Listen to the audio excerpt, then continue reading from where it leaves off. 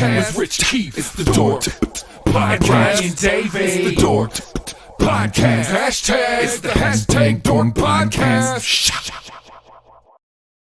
Thanks for tuning in to another episode of Hashtag Dork. My name is Rich Keefe, joined as always by Davey Eyeballs. He is Revel Von Devil. All hail the King of Ginger Ale. It's Ryan Davey. Davey, how are you? Well, not always. Not always. We had Stiz fill in for me the other night. Apologies. That is true. Stiz was in, and Stiz made his Dork debut. I thought he did a great job as we talked Shogun. Check out the archives for our Shogun review. 2 quick questions for you, Ryan. Yes. Maybe 3, actually. 3 quick questions. Did you finish Shogun? No. How far are you to finishing it? I believe I'm on episode 6.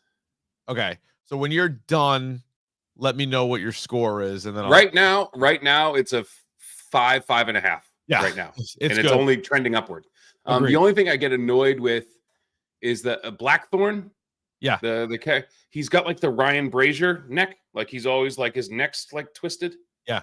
He does have a little bit of that bothers me. He's like talking like this, his like ears to one side. Like that kind of bothers me. He's like a twisted Tom Hardy. Yeah. And Sunday night you were on you were working. I was on assignment. Yeah. Taking pics of who? So I have been lucky with photo passes, but this week it was the Black Crows. I was Sunday night, and I'm telling you, man, there are very few rock stars, like real rock stars, left on the world. And like those guys, I don't know what it is. Yeah, like only like you. Yeah, but like I don't know what it is when you get around like old time, like classic rock stars, like they got like Chris Robinson, like that dude. That guy's got whatever the thing is that people need to do that, like the charisma or the aura or whatever. I know it's pretty awesome. Yeah, that doesn't suck. There are certain people that are just different than everybody else. Yeah, absolutely, absolutely built different. Yeah, but that was cool. So, but thank you for allowing me to pursue my passions in the name of anytime. And, anytime, dude. That's kick ass. It's great. Yeah. Big things coming up too, hopefully. So more of that on the way. Yep. Yeah. Dude, so I got a story I got to share. You pitched this to me. I am so excited. This happens rarely. Yep. Where you tease something to me. Yeah. And say, I'll talk to you about it later. Yeah. So I got to tell a story. Yeah. I couldn't tell it on the radio because I feel like it's better with swearing. And also, I don't know how it makes me look. Like maybe you're going to listen to this, you or the listener, and you're going to be like, maybe this is your fault. So let me try to paint the picture the best I can. And I'm going to forget a few details because this happened last week. So it's been a little bit, it's not super fresh, but again, it's an odd thing. Let me first paint the picture. Our across the street neighbors are new. So there was a guy that was here who was the man. He moved out a while ago. New neighbors have moved in. I already don't like him. Huh? I already don't like him. I don't like new things. I don't like new people. I don't like new things either. Yeah. No, these people seem fine, but it's not the same guy, right? So anyway, but I only mentioned that to say they've been doing like a ton of work on their house, and they've had a lot of people over there doing all kinds of stuff. So the latest thing is they're doing their roof over. Like, okay, fine. Jesus. Yep. That's your business, not my business. You want to do your roof, do your roof. You've been to my house before. The street that I live on, it's sort of like a little side street, and there's probably a total of like 8 houses. You know what I mean? Like it's a pretty quiet little side, and then there's like 2 other roads that kind of connect to it, but it's like a little side guy, about 8 houses. And so the house that's getting the work done is directly in front of our house. And so one day after I drop young Cece off at school, I'm back home. So it's just me, Georgie, and Harrow. And I look out the window, and there's this like giant flatbed truck with like stuff for the roof parked directly in front of my driveway. And I'm like, I'm squinting, and I'm looking at him like, and the driver's still in there. And I'm like, he's probably gonna move. And I'm looking at it. And mind you, I gave you the little rundown of what my house looks like. This giant, like 18-wheeler or whatever flatbread you could have fit 2 on the left side of my driveway unblocked, and you could have fit 2 on the right side of my driveway unblocked. It's not like it's a tiny little area. It's not like it was the only place it could go. You literally could have just backed up or pulled forward. There was no cars or trucks on any other side of the road. He's on my side of the road, and he's directly in front of my driveway. So I'm like, But Georgie's content and she's in the family room. I shut the gate for a second. I'm like, I go, maybe I could let this go, but I'm not gonna let this go. No, don't let that go. So I go down and I'm like, I go, hey, excuse me. Doesn't say anything because he gets out of his car. That's when I got out of his truck. Yeah. He goes around to the other side. So I go around and I'm like, excuse me. I'm like, do you need to park right in front of the driveway? He turns around, kind of snaps. He's like, I'm just dropping something off. It's gonna be 10 minutes. And I go, well, what if somebody needs to get into the driveway? Then I'll move it. Why don't you just move it now? I go, or you could just move it now. Right. So you know how I can get at times. Yes, I do. I do. Let's not show. I'm not, nor was I ever a good fighter. I'm not a good fighter. I haven't been in a fight in like 20 years, but this was as close as it came. So anyway, so there's a little bit of a back and forth at this point. I said, so what do? You just always block people's driveways? He goes, yeah, I do. And just to paint the picture, I'm not telling you my political party, but this gentleman was wearing a Trump for president hat. Oh, okay. Yeah. He was wearing a Trump for president hat, Trump in 2024 hat, and was probably like a little bit taller than me, definitely older. He was probably like 15, 20 years older than us. Sure. And, you know, like a regular guy, like a guy that you would think would be driving truck. But he kind of snaps at me. And I didn't like his attitude. And I was like, I don't know, maybe just move your fucking truck. And he looks at me and he goes, I'm going to hit you with a fucking pipe. And I go, threatened to hit me with a fucking pipe. To which I said, that's great. And then I look over at the side of his car. I go, who do you work for? And I read the name of the thing. And I'm like, while you're back there, move your fucking truck. And he was like, rah, rah, rah, rah, rah. And then he comes walking towards me and I just like stand still. And then he kind of walks around and I'm like, am I going to fucking get my ass kicked right now? Or am I going to like, I can't be out here very long. And so I'm like, then the guy walks around and lo and behold, moves his fucking truck. He got in the car, backed it up like 10 feet, which was all I was asking for originally. But I'm like, Jesus Christ on a cracker. And then so I'm telling Katie, I'm like, so this happened today. And she was like, she was so mad. She's like, she call the cops. I'm like, I'm not going to call the cops. But I was heated. So long story short, she contacted our neighbor. I'm like, don't even tell. I'm like, don't worry about it. But she's like, she contacted our neighbor. The neighbor got back to her and was like, I'm really sorry that happened. And she's like, and this guy apparently like screwed up their driveway the day before. And so she's like, I already reported this guy. And I was like, Jesus Christ.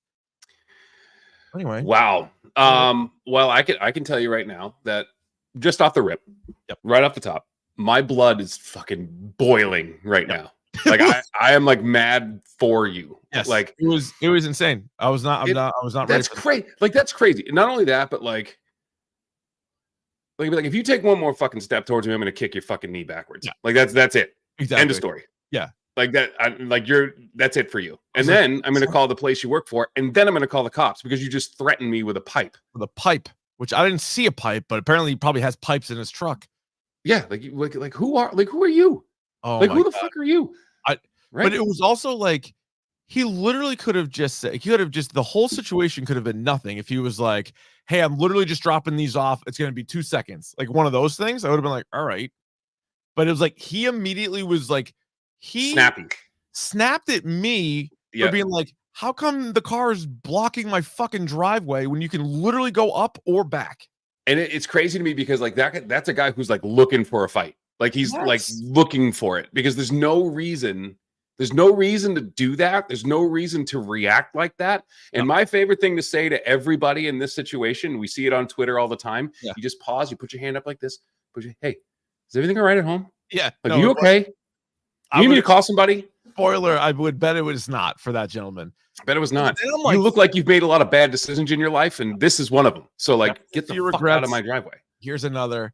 Yeah, no, I got my 10 cents in. Like, I definitely told him how I felt. Oh, I would have loved. I would have loved because you know me. We've known each other long enough to know. I know when you get going that the best thing I can do in that situation is to egg you on. That's why I don't think I don't remember everything that I said. All I do know is you blacked out a little bit. I blacked out a little bit. The end result was there was no fight. Thankfully, I probably would have lost. But more importantly, he moved his fucking truck and then he ended up leaving. It was probably more than 10 minutes, but it wasn't a super long time. But it was like, dude, what are you doing? There was no need for it. There was zero need to park right in front of the driveway. And like the only response to what you said, like, hey, can you move your truck? Is, oh my, I'm sorry. Yeah, I'm sorry. I didn't think anyone was home. I'm sorry. Yes, super simple. That's it. That's all I had to say. Oh, no, I'm just dropping something off. Okay. Well, you don't have to park in front of my driveway. Like, that doesn't answer the question. Yeah. Jeez, like this guy, yeah. But then, like, the problem today is, like, there's just so many wackos out there that you're like, well, that's it. You don't know if he's gonna fucking come back or if he's gonna fucking pull a gun out, like, at that moment. You don't know. So you're just like, oh yeah. You tell him how you feel, but then you're also like, all right, I'm gonna get back in my fucking house. Yeah, especially like you got Georgie's inside, dogs inside. Like, I literally can't be out here for very long. Like, I gotta get scooting here. But I was like, what a piece of shit this guy was. Oh, what an asshole. And what was the name of the company? You're not gonna say it. Don't say it now. I'm not gonna say the name of the company, but I wrote it down somewhere. I do have the name of the company. We're not gonna say it here. We're not gonna send the people after them, just like start bombing them. No, we're not doing like, that. What is your name, sir? Like, what is your name? And this was like a week ago, so I was wondering, like, is there any more deliveries? Because there's still people working on the house, but there's no more like stuff to drop off. So I haven't seen him. Has the company shown up? I've not seen the company. Oh, I've not seen that company. Yeah, I bet they get stories about that guy. I bet what they love that guy. What an asshole! Oh my god, piece of shit. Real slick. Tip to tail, piece of shit. That guy. Oh, itty bitty jeans. Lives for New Year's Eve. Fuck that guy. I don't even know that guy's name. Oh, I hate him. I hate his guts. I'm gonna find where he lives, and I'm gonna like, I don't know, send a bunch of like Kamala Harris newsletters to his house. Yeah. Oh yeah. Part of me kind of laughed that he says he's gonna hit me with a pipe. So I was like, that's very specific. Like, have you done that before? Specific. He's 100% hit somebody with a pipe before. Yeah. It wasn't like, I'll punch you, I'll kill you, I'll fucking whatever. I'm gonna get a pipe. And then I'm like, well, I got a sword inside. I'm like, if it's you do have a sword inside. I do have a sword for the home security, but that could also if you had time and you knew he was coming back with a pipe, would you grab the sword? 100% I would. But then I think I'd be in a lot of trouble, but he would also be in more stand your ground. Hey, you're on your property. That's true. So, park right coming at you. Driveway. That's a good point. Yep. Anyway, they got me a little hot last week, but that's that. This week in DORK. Yeah. Ryan, have you started Baby Reindeer, the #1 show on Netflix? No, but my wife has, and we're diving into it because you know that's where. And you've watched the whole thing, and you said it's like 8 episodes and 7. half hour each or something. 7, yeah. Yeah, it's even quicker. I ripped through it. It is a wild ride. It is based on a true story, right? Based on a true story. Yeah. Yes, and I didn't even know that until like 4 episodes in, and I was like, boy. I go, what the fuck? It's wild. I can't wait. Yeah, I don't even know. I think go in, not you, but other people. I would say if you haven't watched it, give it a go. Don't bing anything. Don't look up anything. Yeah. Just go in with an open mind. Know that it's going to be a little unsettling at times. It's going to be a little off. But I think that might be the best way rather than like kind of knowing what it's about. Mm-hmm. That's how I'm going into it. I don't know much about it other than it's like dealing with like a stalker and it's like a true story. Yep. That's it. Yeah. Boom. That's all you need. Mm-hmm. This week we're getting the Bad Batch finale, not just the season, but the series finale this Wednesday. I've enjoyed this season quite a bit, and I'm fascinated to see how they land this plane because there's a lot going on. There's a lot happening. Yeah, there's a lot, and I feel like where I am in the season right now, I think I'm at like episode 8, and it's like 8 or 9, and I'm like, come on, like I get it, like let's move, like pick it up a little bit. I'm telling you, I said this before, but there's a couple of like bummer episodes coming up. I don't think you've hit them yet, but I haven't hit them yet. I haven't hit them yet. Like, this is not exactly like kid friendly, but because right now the thing, so it's, I mean, this isn't there. There's a storyline that like there's 2 characters who get thrown together who then like form like this little bit of a bond. Yep. And they're still trying to like work that out. Yeah. With the rest of the team, and I'm like, yeah, like, let's just go. Let's get it going. Yeah. But I think so. This takes place obviously after episode 3 and way before episode 4.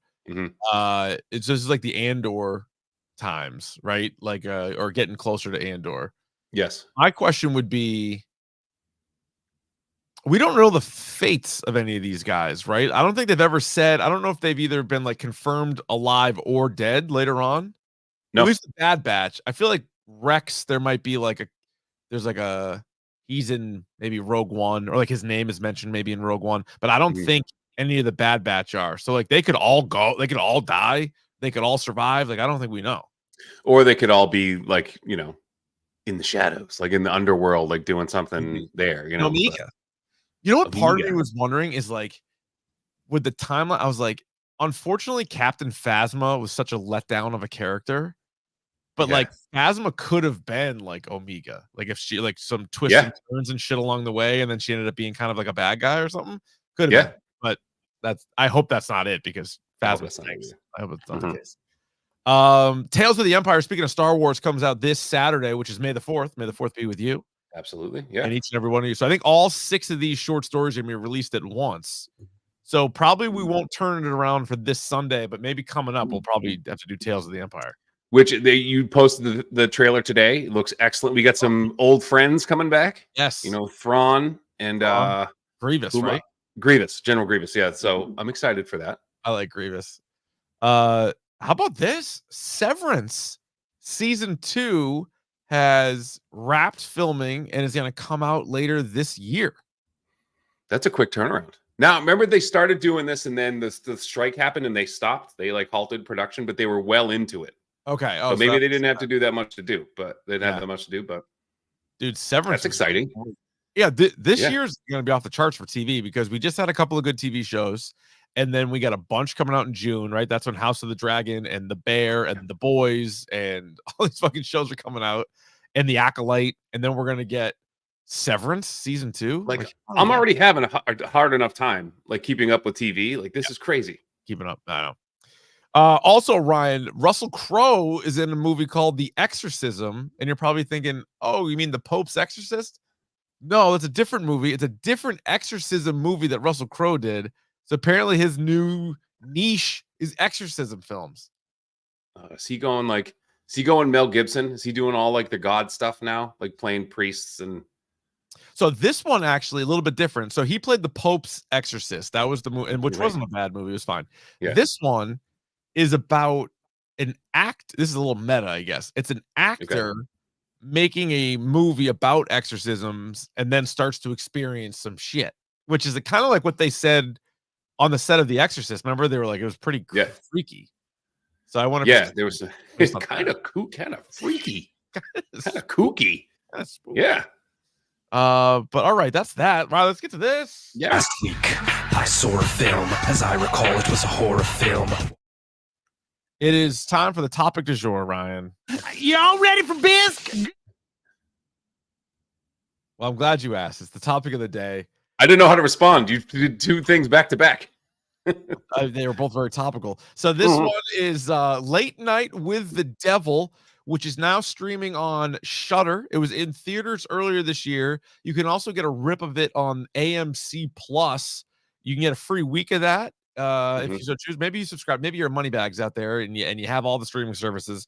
It is currently streaming, but this is one of the most anticipated movies for me personally. I thought it looked insane, and it was a quick turnaround. I think it was in theaters just a couple of months ago. Yeah, but Late Night with the Devil, it is 1 hour and 33 minutes. Roddy Tees has 97% still on the critics, 81% audience. We begin as we do with all of our movies and TV reviews, spoiler free. Ryan, did you like it? I did. Did you like it? Ooh, you hesitate. Dude, I loved it. No, I had a very strange reaction to it, which we'll get to. Yeah.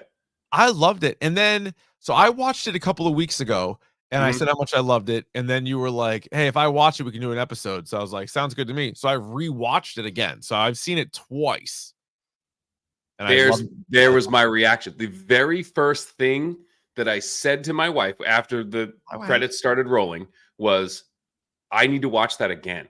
Yeah, probably. Like that, it's one of those movies that like I thought I saw some things. I bet you did. And you need to watch it again. Yes. And then I did like my little Reddit thing where I was like going on. I was like, hey, did I see what I think I saw? I bet you did. And they're like, yes, you did. Yeah. I kind of liked it. Now, with like what we asked with all horror movies, did you think it was scary? No, not really. Yeah, I don't think it was necessarily scary. There's some cool stuff, and it's, Late Night with the Devil, and we won't spoil too Mhm. much of it. You've seen the trailers, though. It's the whole idea of bringing somebody out onto this late night television show who may or may not be possessed. So you're dealing with kind of like, not to do exorcisms, but like you are Yeah. kind of dealing with like devil type stuff. I don't think it was necessarily scary, but it was like creepy. Like there were parts that were creepy. Said it was Said I thought it was interesting. I loved the story though. I thought the story was Yes. kick ass, and I thought they did such a great job from the very beginning, kind of like opening you up to be like, all right, here's this world we've created, and takes place in the 70s. It has a very 70s feel to it. I would argue that the aesthetic was perfect. Like it just you Yes. felt like you were in that time. They've made up a fake show, but they also said he was going up against Carson. So it was like Right. in the real world, but obviously a fictional thing.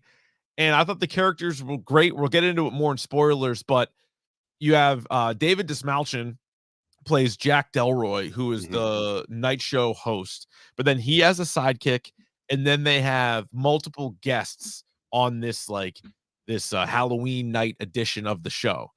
And each guest I thought was great. Like they all served a purpose. Like they were all really, really well done.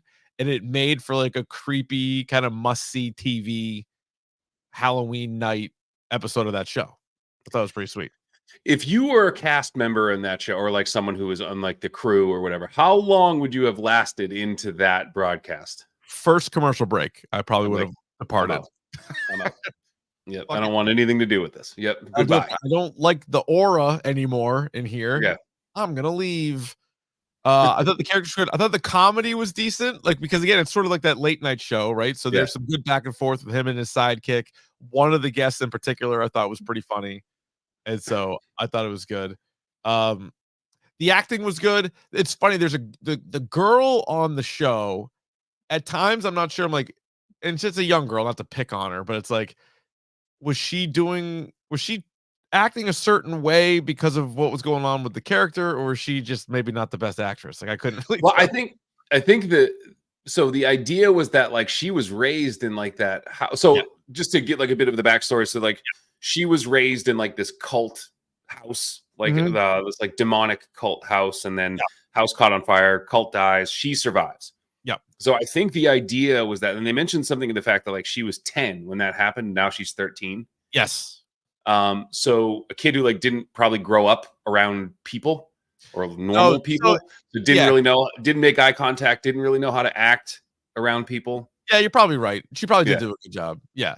I liked all the characters, and like we said, it's a 90-minute horror movie that you're in and you're out. Like it rips. It flies by. Yeah, and when you're like, oh shit, like you want more. Like it leaves you kind of wanting more. Oh yeah, for sure. I would call it a must see, especially amongst horror fans. There's a bunch of good horror movies, at least scheduled to come out this year. This is the best one I've seen thus far, but we'll see where the rest of it goes. And for me, like I thought it was interesting. Like it was an interesting take on like this kind of like Russell Crowe, like exorcism kind of thing, and kind of like the dark world of Hollywood. Yeah. A little bit. Well, also it's funny because it was sort of dubbed as a found footage movie, and without giving too much away, I feel like it kind of is, but also like it's not, and I don't think it has to be. But there's actors you've seen before, so it's kind of like that mockumentary style of like. Well, but it's also not just like one cam.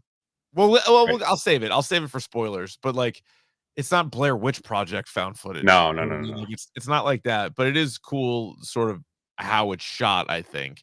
All right, I'm curious. What is your hashtag dork score for Late Night with the Devil? I'm gonna give this a soft 5. Oh, okay. But a 5 nonetheless. Yeah. All right, I'm going 5.5.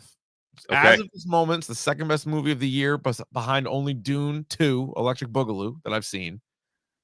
And I love everything about it. Like I thought it was so cool. I think David Dismalchin, who is in so many movies, and he's in so many movies for like 5 minutes. And for him to be like the lead guy on this, and he always plays a much more peculiar character as well. He's a peculiar looking person. He is peculiar looking. He is in this movie, he's very high waisted in this movie. high waisted, but he wears a good suit, and Yep. he's got a charisma about him. He's got a thing. He was on one of the more recent horror movie documentaries, not documentaries, like countdown shows that I saw. Mhm. He was great because he's like a huge fan of horror, and he was a good breakdown. So I'm going 5.5. Davey's going 5. Let us know what you guys think. Late Night with the Devil. What is your hashtag Dork score? Hit us up on Twitter and Instagram at Dork Podcast. You can email us anytime, dorkpodcast@gmail.com. Anything else before we get to the spoilers? No, sir. Spoilers! Spoilers! Spoilers! Here come the spoilers! It's just before we start this, I'm just going through David Dismalchin's like IMDb page. It's filmography, if you will. It's Prisoners. So like I remember him from that movie. Yeah, with like, Denny Villeneuve. He's in a couple Denny Villeneuve movies. He is. Prisoners and Dune 1, right? Yeah, and there was like a bunch of stuff. That was like the first thing I remember seeing him in, and then it was like Ant-Man, Dark Knight. Yeah, was he in was Dark in Knight? Gotham. Or was he in Batman Begins? No, he was in Dark Knight. Dark Knight. Okay, he's the Joker guy, right? Yeah. Yeah, he's in Blade Runner 2049. He's in Dune, Ant-Man and the Wasp. He was great in Then Suicide Squad, or the Suicide Squad, the good right. one. So I was just getting there. And then he was in an episode of MacGyver. But he's done some like voiceover work. This guy's legit. Like I'm a fan. I'm a huge fan. Yeah. But like He's gonna all be those the next movies, big thing. all those movies that you named, he's not the lead or even the second. Never. lead in them.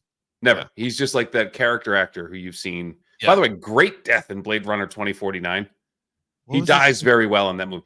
Remember the replicant, what's her name? Love Yeah. comes in and she's like stealing the bones and he's like, you can't do that. And she's like, oh, I'm sorry. And he like turns around. She like karate chops him in the back of the neck. And like, Oh yeah, yeah. like, Right. yeah. Yeah. And he's just kind of like laying there gurgling. I'm like, oh my God. Yeah. Oh, I think from the chat here, check out When Evil Lurks if you haven't. The most disturbing horror movie of last year. That's another one that Stiz has recommended. All right, Is I'll check that one- out. That's not in English, right? Not that it matters, but I feel like When Evil is that one of the ones that's subtitled. Anyway, I'll add that to my queue. How about this? This movie begins. It's a 90-minute movie. Mhm. There's a 9-minute like. Here's a production company. Here's a production company. Here's a production company. It's so long. It reminded me of the Family Guy thing. Remember when they're sitting in there and Peter Griffin reacts to everyone like it's a movie. He's like, "Oh, that's a good one. I wonder what those two are up to." Oh, no. And then it's like Smith and Smith Productions. He's like, "Oh." Yeah. And then it's like two people like holding hands going, and they're like, "Oh, I wonder where they're going." And then it's like another production company. That's a pretty good Peter Griffin, by the way. It's not terrible. That's not good. That's pretty good. No, and yeah, that went on for a long time. And then they're kind of like intro, and this is the one thing that I would say like I didn't really like about it, is like their intro, like to give you the backstory, was also kind of long. See, I liked it though, and I think it was like for like a horror movie, you're probably thinking like let's kind of jump into it. I kind of liked it because it gave you the full background of it, and I was entertained. And they were showing you these different images. They're showing you what's going on in the 70s. They're painting this picture of this guy Jack Delroy, who like is made up, so we don't know who he is. And they're like, I thought it was great. He was a popular radio DJ in Chicago, and they turned into this. They talk about his wife, who's very important in the movie, and sort of like that whole thing. How his show was good. He would get nominated, would never win. And Carson just destroyed him all the time. And like he became a little bit of a punching bag at the show. So you could basically painting why he would be so desperate. Yes. For a couple of things. Yeah. What we can even jump ahead to this. So it also sort of tells you about the Grove. Jack has a connection to the Grove, which is like this gentleman's club out in the middle of nowhere in California, right? With the guys being dudes. Yeah. This guy's fucking about, having a time, doing whatever. The life was like, you run, you boat, you stink. You row, you can be guys. You stink. Yeah, from you can have sex, but it's not gay. No, do whatever you want up there. Tall trees. So you knew that was coming back at some point. When you see that shit, you're like, that the fuck? That looks like a cult. Yeah, that looks like we're gonna be hearing about this later. Yeah. Yeah. And so they I like how that part is kind of narrated at the beginning. And that's why, again, it's not really found footage. Like, found footage would have been just the episode of Night Owls, right? That's the name of the show. That it would just have been that episode. Instead, you're in his mind at some point. You have that whole preamble at the beginning, which I think is fine, but like you can't sell it as just straight up a found footage movie. But you knew something was up with the Grove. They highlight that, then they keep moving, they keep pumping it through. They talk about Jack's wife, Madeline Piper, and their connection. They were like sort of like a power couple, if you will. And then she gets cancer. She goes on his show, and it's like one of the highest rated shows, or the highest rated show he's ever done. And then shortly after that show, she dies. Yes. And then he eventually comes back, and people are happy to see him, but it's kind of more of the same. It's like, all right, he's sort of like, he's the other guy. Right. Although I would argue Letterman and Leno were on head to head for many, many, many years. There's room in the world for more than one late night host. Yeah. And I remember flipping back and forth to see whoever their guest was. I would flip. Yeah. I would always watch Letterman's monologue, but Definitely. then whoever the guest was, and musical guest, I would flip back and forth. Yep. And then I'd watch Kilborn. And then they'd be sitting there until or Conan in the morning watching Kilborn, just killing it. So there is one thing that was confusing. Now we're into, so I did like this. So yeah, so there's this whole thing, and you go through this like whole found footage thing, and the narrator mentions that like what you're about to see is the master tape of this whole airing.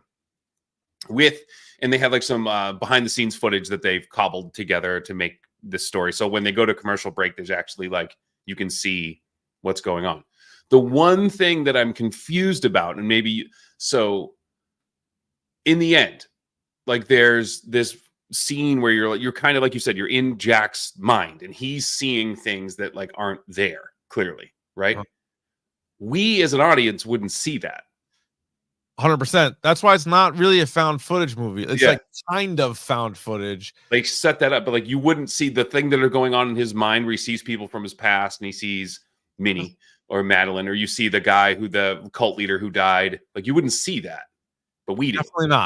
Definitely not.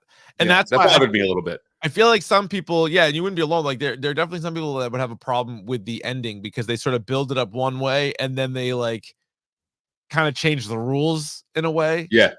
And they're like, all right, let's do this. And then I think it's a better kind of visual for the audience, but then you have to forget the fact that like, oh, wait a minute, this is just in our heads. But then that's why I have to watch it again, because they do explain some things that they're like, basically they don't want. So when Lily, what's the girl's name? Lily. Lily. Yep. So like Lily's Abraxas, the demon, comes out of her.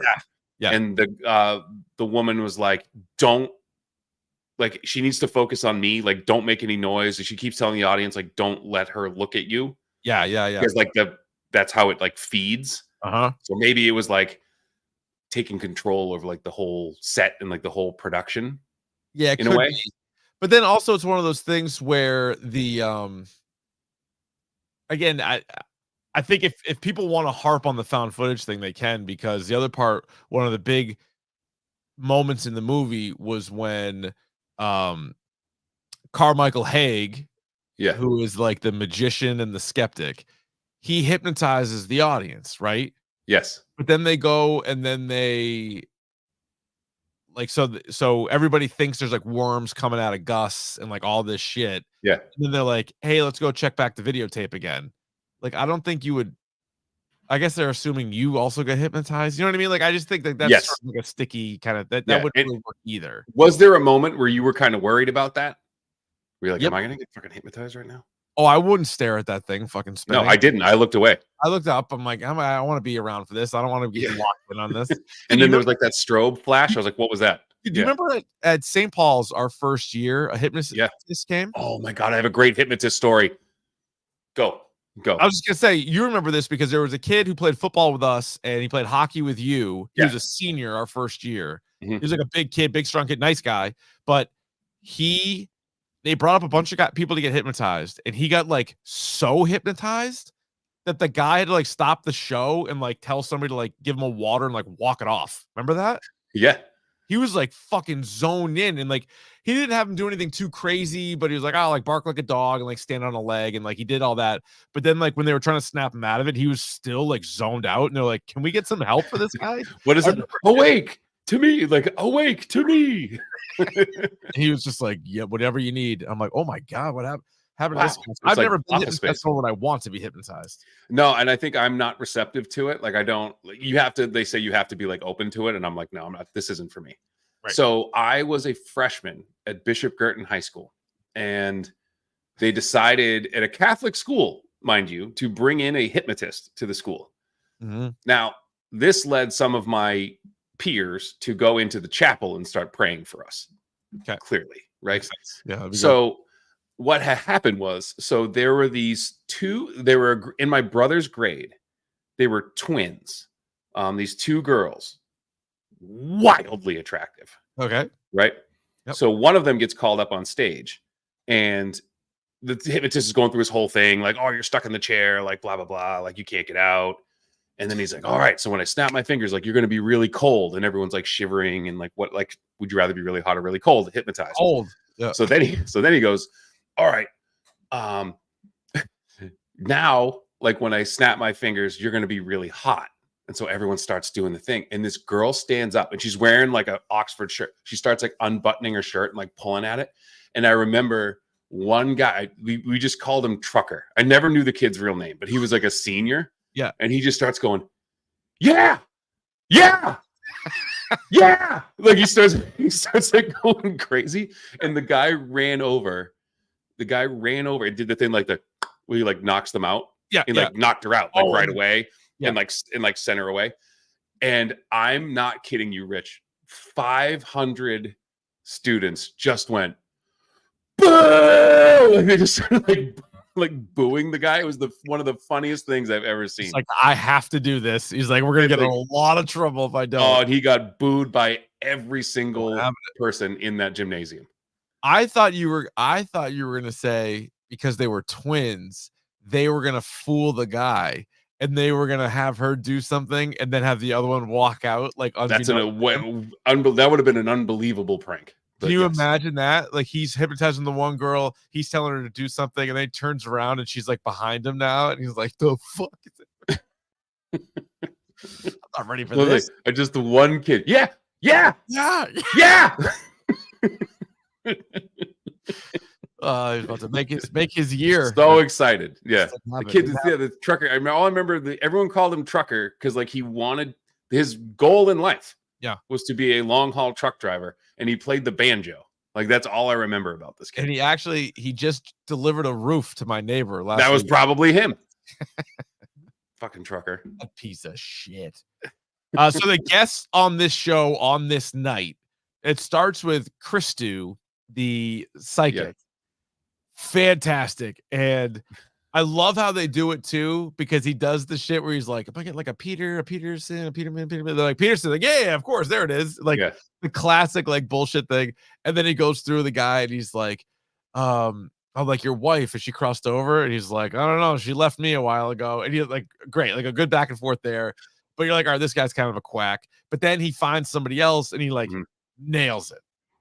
And then the whole time, I think Carmichael Haig, if besides Jack Delroy, is the best character on this, because even though I believe in all this shit, like I love all this stuff, and I am a full-on believer, you need to have the skeptic. You need to have somebody that's like, oh, like, well, that's fake, and like, oh, well, he knew this, and oh, you told him that. Like, I'm good with that.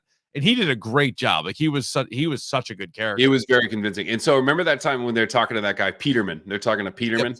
Peterman. And Jack makes some quip to the dude in the skeleton costume. Yeah. And the guy just like stares at him. And then you see that is always in the mix. So I need to watch it again. I need to figure out who that is. So the skeleton costume you see a couple of times, doesn't say anything. And then even in this scene, like right before the finale, when like some of the people from the Grove are all kind of lined up, that guy in the skeleton costume, he's in there.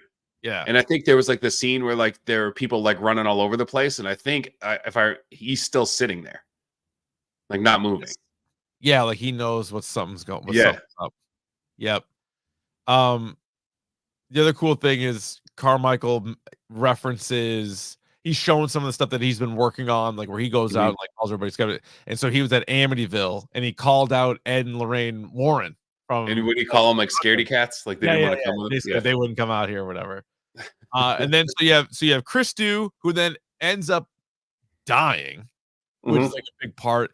And Jack is told about it like during one of the commercial breaks. He's like, "Wait, what the fuck?" And then Carmichael's great, and then you have Dr. June and Lily, and it's so amazing too, like just how much like it's all about like the show. So he's like being super serious, and he's like, "We're gonna do this." And he's like, "We're gonna see like, we're gonna communicate with like the spirits." But first, these messages. You know what I mean? Like it's always like still that cracked me up every single time. Like you get like this like crescendo of like this whole drama, and he's like, "No word from our sponsors." Just a quick word. It's so good. So this movie got under a little bit of heat because apparently some of those images, you know, those like night owls or like we'll be right back or technical difficulties. I guess they used AI for some of those, or at least started it with AI. So a lot of people were pissed and were like, "You got to boycott the movie." And I'm like, I don't know, man. They still had a. I get it. Like, I get it. Like graphic designers make those things and they get paid, and you're using computers to like not. And the image, I think the one was the one with the skeleton that people had the most issue with because it didn't look right. That's one thing, like AI art, like it can't do hands and shit right. Like it's weird. No, it can't. But I thought for the movie, it actually made sense because you don't want it to look right. You kind of want it to be off, don't you? Yeah, and it looked like the time, like it had like the right colors and the right scheme and the right like kind of from what design pattern. The writer and director, and it was two people, they did it together, and I think they even said that they were like, "Yeah, we did for a few, like 3 of the images, basically. Plus, we had our team kind of like take that and change it a little bit." Yeah, but it's also like this is a movie that, like, again, if you look, the more credits at the beginning, like you said, like the Peter Griffin thing, that's all those people who had invested in that movie. So the budget was probably nothing.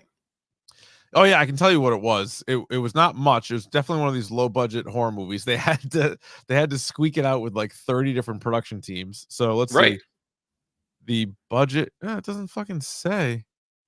It did not make much at the box office. Well, but the more, like I said, the more production companies involved, like those split that cost evenly. So you got to figure like it's probably not that much. And I got to tell you, and for all those production companies I saw on the screen, I had not heard of a single one of them. Nope, all fresh. Not once. New rookie year for all of them. It's almost like they made a production company just to fund this movie. Seriously. Gus was a good character too. That was his sidekick. Yeah, and kind of like he's speaking for all of us. The kind of the ground wire who's just like, because he's having fun early, and then he's like, "What the fuck is going on? Like, we got to be done with this. Like, we got to be done." And he hits him with like, "Nobody's fucking leaving. Like, no one's like." Yeah. So that I thought that was such a good, like, it was a well written, well acted character because he wasn't like simply a good guy. Clearly, like he's got that connection with the Grove, and basically it was like, hey, if you want success, something bad's going to happen. Now, he claims he doesn't know exactly what was going to happen, which may or may not be true, but he made some sort of deal. Next thing you know, his wife gets cancer and then she dies. But then his show does a lot better. There's also a really eerie part at the beginning when he's interviewing Lily, and she says something about how like he's going to be really famous soon. Yes. And he's like, "Oh, like, yeah, about time, right, Gus?" And Gus is like, "Yeah, I was getting word. Yeah, you're gonna be like really famous soon." So there's that whole thing, and then at the end, I thought it was good. Like, you're right. If the movie is supposed to just be like through the lens or like through that episode, then they kind of fucking throw that away. But like he's in his head, he thinks he's talking to his wife, but then when it cuts to him and he actually killed Lily, I thought that was great. I thought that was a great ending. That was great. And so, you know, he's good. You can hear the sirens too. Like he's coming. Bro's going to jail, you know? So how do you interpret the ending? Would you say that she legit was possessed and she killed a bunch of people in there, or the entity? Yes. They killed a bunch of people in there. A bunch of the crowd left, right? They do show crowd taking off when shit starts to hit the fan. So she probably killed Gus and Dr. June and Carmichael. Yeah.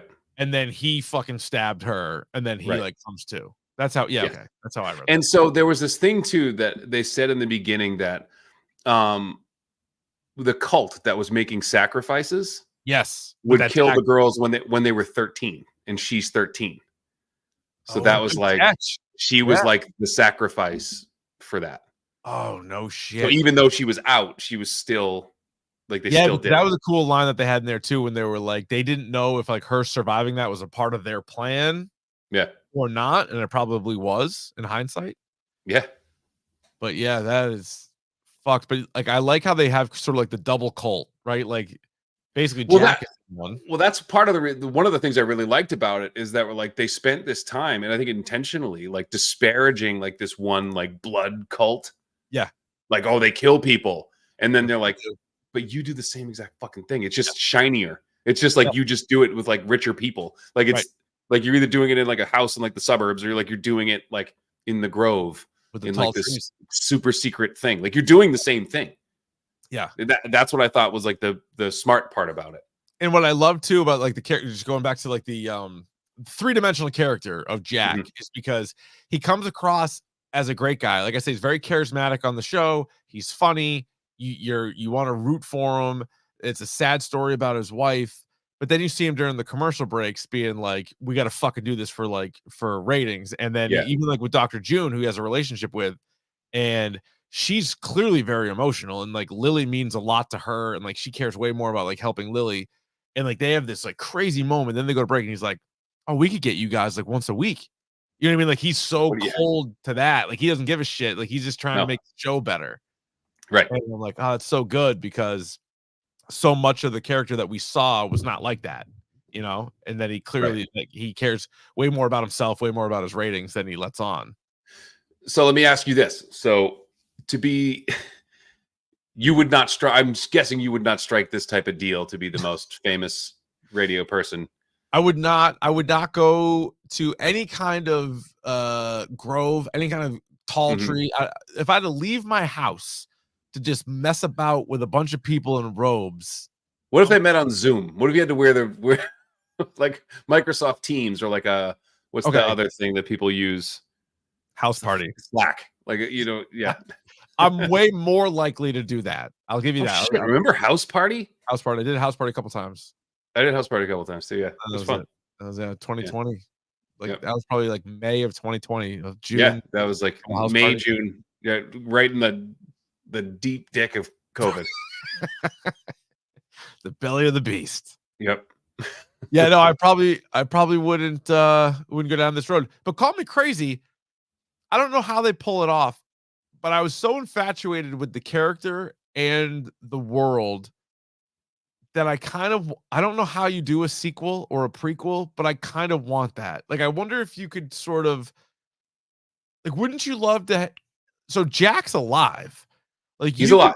You could get like Jack in prison trying to explain what's going on, and then having that entity like catch on to somebody else, or catch on to him, or something. Like, you could do another one. Or what you could do that. What I would love to see is Jack in prison. Yep. And he's cellmates with the devil.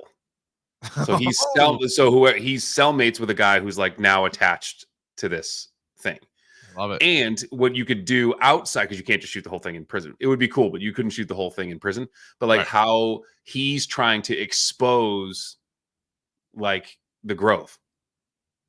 And like and he's telling stories, so you can like flash it back. That's a good idea, because then so you like can dealing with the Grove. Like the Grove you could take any other person there, and you can have all kinds of like, you got this guy's a famous actor, this guy's a famous whatever, this guy's a politician, and you could put them all in there, and then you could like create these characters, bring them down. They're all connected to the Grove. And they're not going to make this, but like and then like you find out in like the end that like the judge is in the Grove, and it's played by Judge Reinhold. Nailed it. I think he's dead. Judge Reinhold's dead? I think I'm thinking of Harry Anderson. Oh, from Night Court. Yeah, he's from dead. Night Court. Yeah. No, but Judge Reinhold. Oh, that's Judge.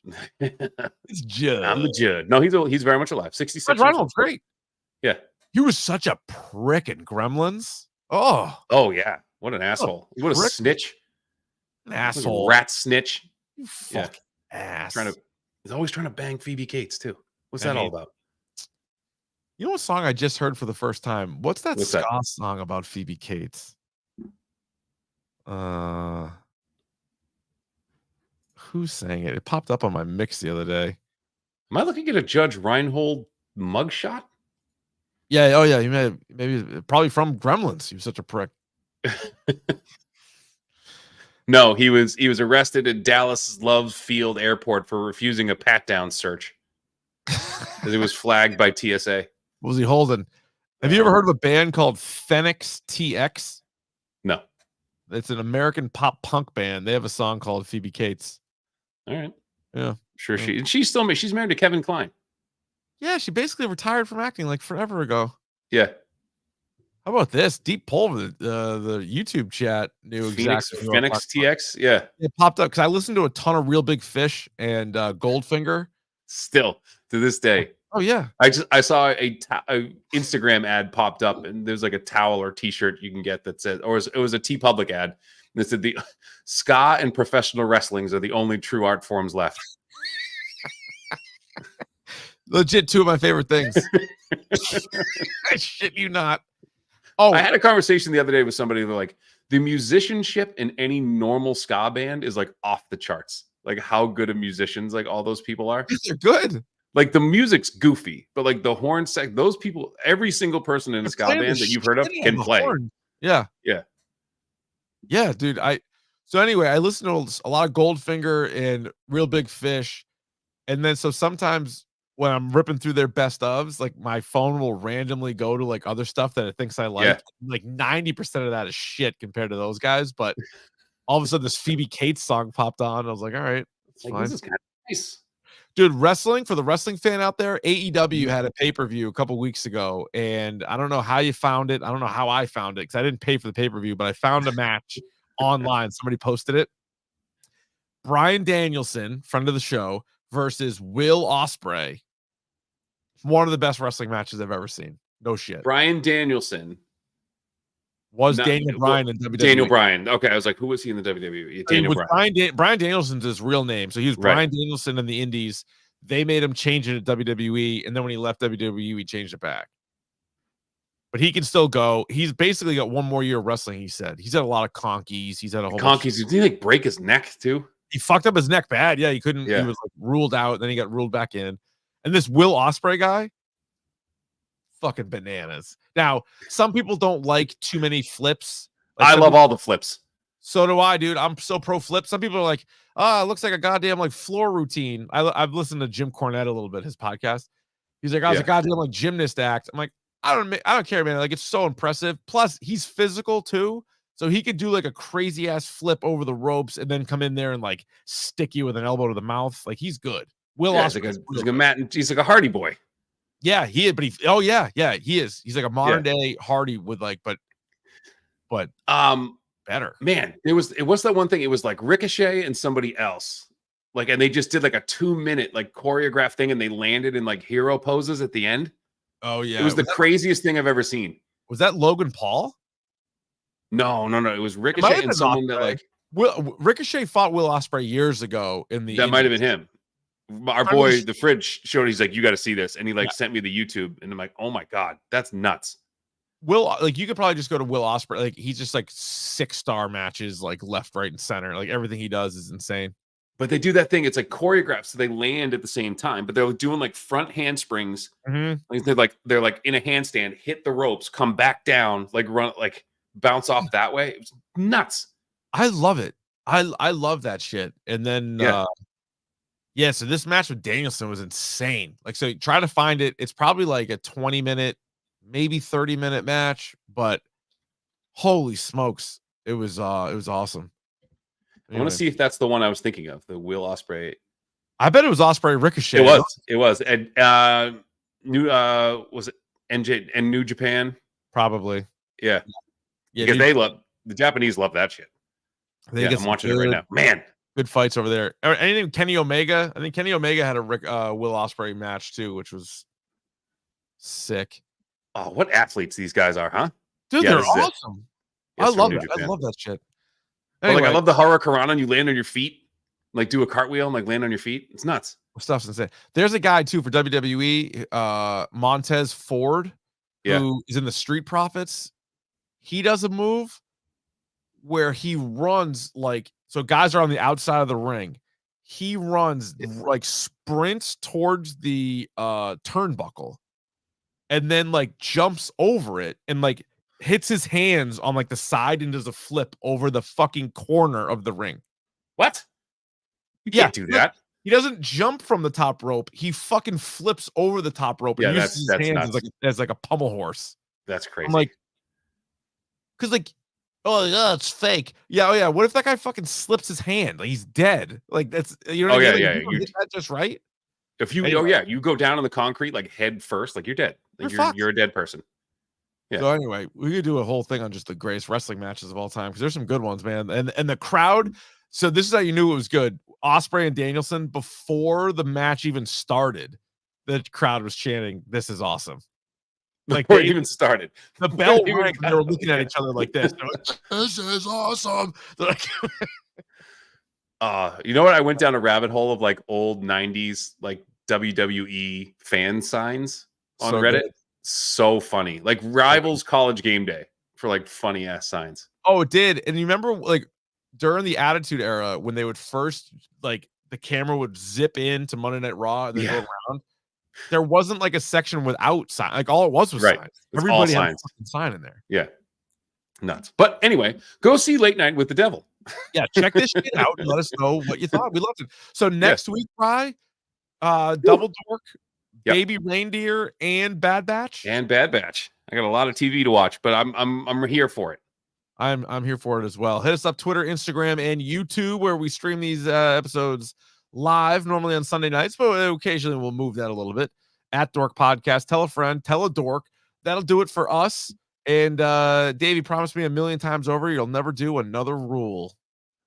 Yeah, man, I'm not going to promise you that.